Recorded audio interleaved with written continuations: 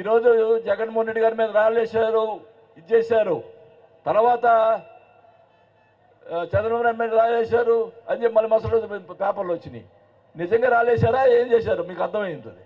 రాళ్ళేస్తే తగలాలిగా, తగలదు, అది పక్కకు పోతుంటాయి.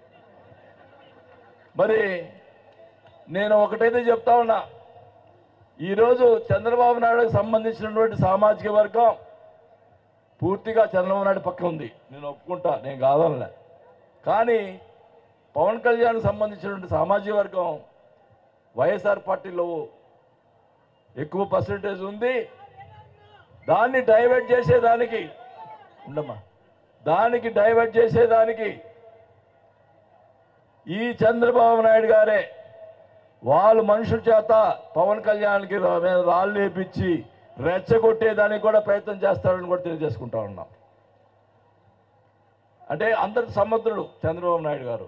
అంటే కులాలను రెచ్చగొట్టేదానికి పవన్ కళ్యాణ్ మీద కూడా రాళ్ళు లేపిస్తాడు. అది గమనించుకోవాలి పవన్ కళ్యాణ్ గారు, పైకి రావాల్సిన వాడు గమనించుకోవాలని కూడా తెలియజేసుకుంటా ఉన్నా. ఒకటైతే చెప్తా ఉన్నా, ఈరోజు అందరు కలిసి వస్తున్నారు. ముగ్గురు బీజేపీ వాళ్ళతో ఎందుకు పెట్టుకున్నారు?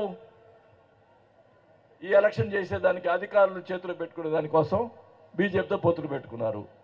ఈ అధికారులు కూడా ఏంటంటే అధికారం వాళ్ళని పక్షాన్ని ఇబ్బంది పెడితే మా ఉద్యోగాలు సేఫ్గా ఉంటాయని వాళ్ళ ఆలోచనలో కూడా ఉన్నారు. ఏం జరిగినా, ముగ్గురు వచ్చినా, అధికారులు వచ్చినా, ఎంత వచ్చినా కూడా సింహం ఒంటరిగానే వస్తుంది.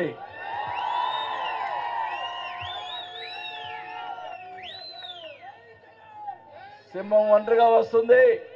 మొన్నటిదాకా అయితే మేమైతే లెక్కలేసుకున్నాం. భాస్కర్ రెడ్డి గారు, నేను, ఆయన ఇందాక చెప్పాడు, ఆయన సర్వేలో దిట్ట సెఫ్రాలజిస్టు 134, 135 వస్తాయి అనుకున్నాం. ఆయన చెప్పిన సర్వేలో నాకు నిజంగా, అంటే మీతో చెప్పడం కదా, నాతో చెప్పింది. చెప్తే ఇప్పుడు నిన్న జరిగినటువంటి సంఘటనకి మొన్న వచ్చినటువంటి 151 దాటిపోతాయి అనేది క్లియర్గా అర్థమైపోయింది. ఎందుకంటే నిన్న చూశారు, నిన్న జగన్మోహన్ రెడ్డి గారు దెబ్బ బయటకు వస్తే గన్నవరంలో ఆ ప్రజానీకం దండాలుగా వచ్చారు.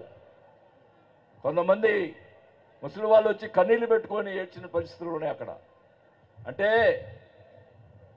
జగన్మోహన్ రెడ్డి గారి మీద అంత ప్రేమ పెట్టుకున్నారు జనం అని కూడా తెలియజేసుకుంటా ఉన్నాం.